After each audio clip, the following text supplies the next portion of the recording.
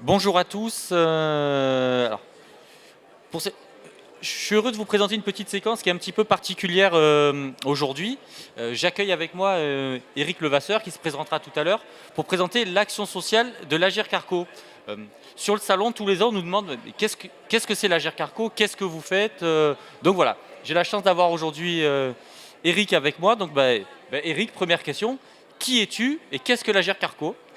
Bien, bonjour à toutes et à tous. Donc, je suis Éric Levasseur, responsable de l'action sociale territoriale pour l'Agirc-Arrco pour différentes régions, entre autres PACA Corse, donc je suis le régional de l'étape.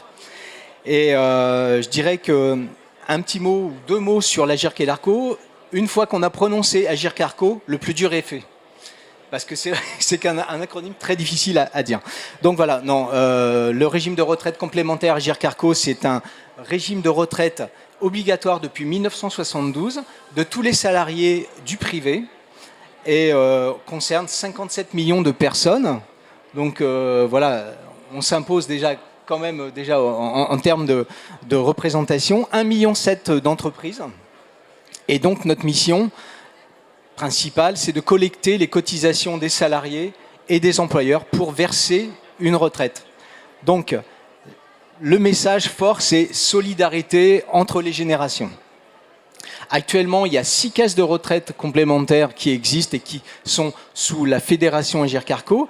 Donc, juste pour les situer, donc la G2R, la mondiale, Malakoff Humanis, l'Alliance professionnelle, Clésia, Apicil et IRSEM. Et il faut savoir que quand même 96% des actifs cotisent à l'Agirc-Arrco. Voilà. J'arrête là pour la présentation Agirc-Arrco, simplement pour dire que l'Agirc-Arrco, c'est plus que la retraite. Voilà, donc là, on est là aujourd'hui pour parler de l'offre de services accompagnement et prévention pour aider les personnes à mieux vivre tout au long de leur vie. Et quelles sont aujourd'hui les orientations prioritaires de cette action sociale qui se déploie au sein de tous les groupes ? Oui, alors effectivement, il y a donc on va dire les partenaires sociaux du régime ont défini 2 axes, parce qu'avant il y en avait beaucoup plus. Maintenant, on a simplifié les choses. Et donc les 2 axes, le premier, je vais le resituer, donc c'est agir pour vivre sereinement la retraite et accompagner l'avancée en âge. Agir pour vivre sereinement sa retraite, et puis accompagner les aidants et surtout les personnes en situation de fragilité.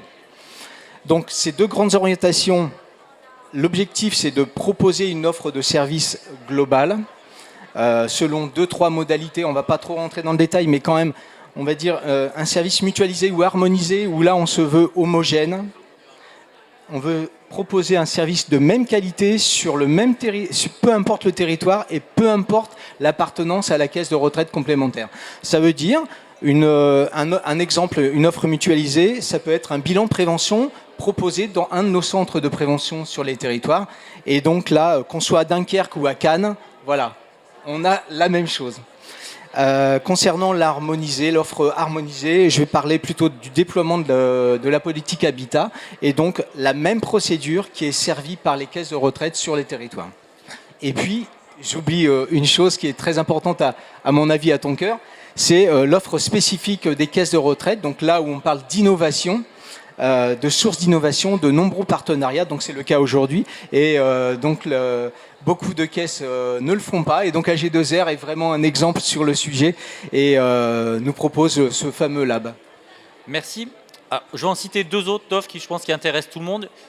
Le dispositif Bien chez moi d'adaptation du logement, où aujourd'hui on sait qu'on a plusieurs opérateurs présents dans le salon qui interviennent en tant que prestataires, et aussi une offre à destination des entreprises qui sont les stages Bien préparer sa retraite, parce que bien vieillir c'est aussi préparer sa transition professionnelle, et donc Malakoff Humanis, AG2R la mondiale, Clésia déploient des stages de préparation à la retraite qui accompagnent plusieurs milliers de personnes par an.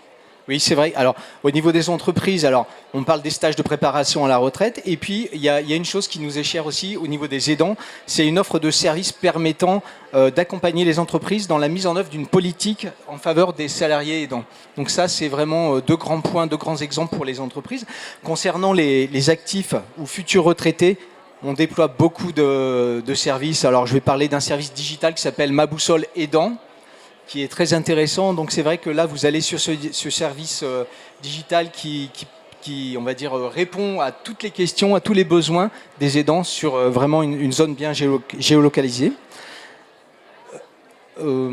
Et puis, je voulais parler des centres de prévention. Donc, bien sûr, nous avons donc créé des centres de prévention sur l'ensemble du territoire national. Il y en a 18 en France, 75 antennes, où là, vous pouvez venir passer un bilan de prévention. L'idée, c'est vraiment d'anticiper les bons comportements pour bien vieillir le mieux possible, le plus longtemps.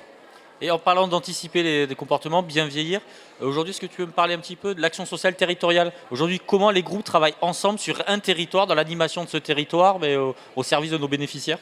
Oui, alors donc on a créé une direction action sociale territoriale en 2021, 70 collaborateurs de différents groupes, et l'idée c'est vraiment on va dire, notre première mission, c'est de mettre en place des actions, des événements, sur des événements collectifs, alors soit seuls, soit avec des partenaires institutionnels, avec la CARSAT Sud-Est, avec la MSA, avec l'Interrégime, différents opérateurs, sur, on va dire, les thématiques que sont la prévention et l'aide aux aidants.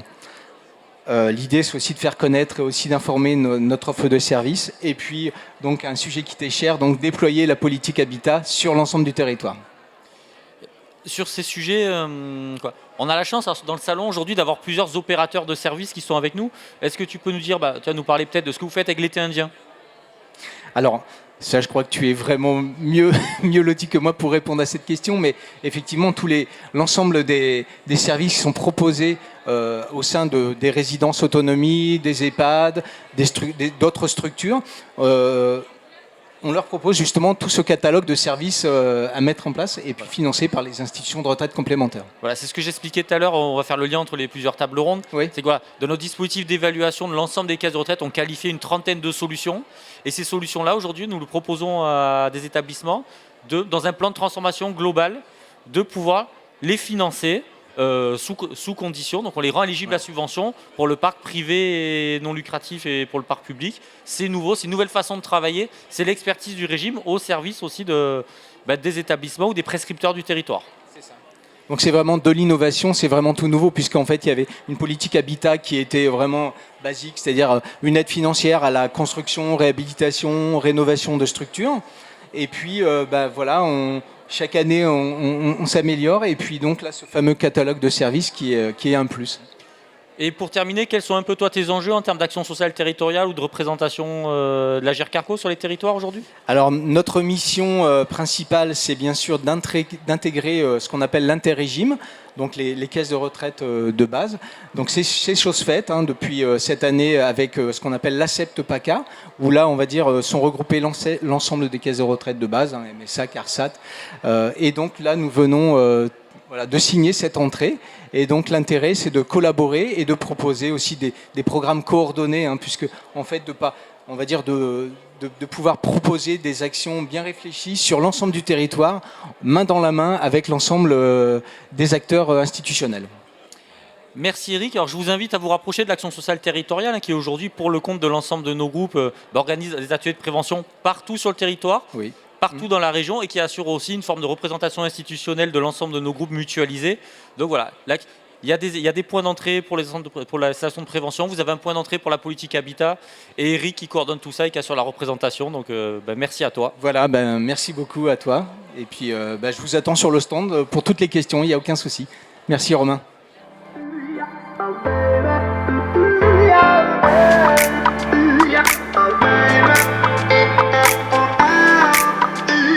I